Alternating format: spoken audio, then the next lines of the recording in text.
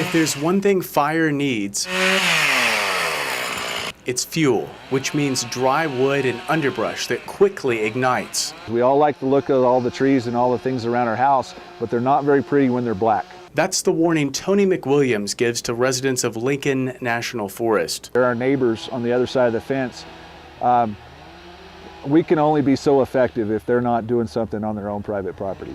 McWilliams isn't a doctor, but he writes prescriptions. That's because as a fuels management specialist, he plans to control burns. The Forest Service calls them prescribed burns. He joined a hotshot crew in 1988, and he says he stepped foot on just about every acre in this park. The topography isn't what's changed over all these years. But fuels changes dramatically depending on aspect, depending on whether it's been thinned or not, on so many elements, you know, in the fuel side of it. And then weather, we all know weather's dynamic.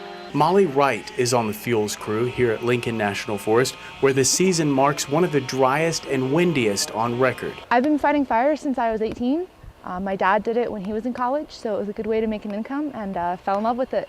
Wright is on the ground monitoring the underbrush and preparing the prescribed burns. She faces danger every day, but is prepared for the unexpected. I had a coworker who he did get injured. He got burned a little bit on his face, and I'm glad he's okay. But a lot of folks out here, and most of the districts I've been on, again, safety is a top priority, so there are checks in place.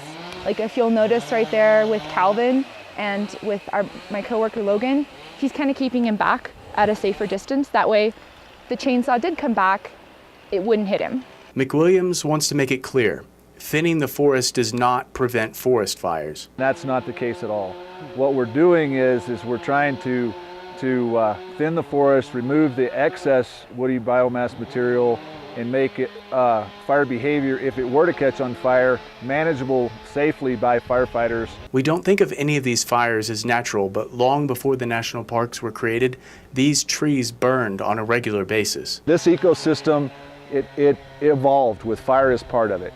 We as a human species, we want to manage that. We don't like fire. Especially, we don't like fire in bad places, like next to houses, next to communities. That's why planning and cooperation from residents is so important.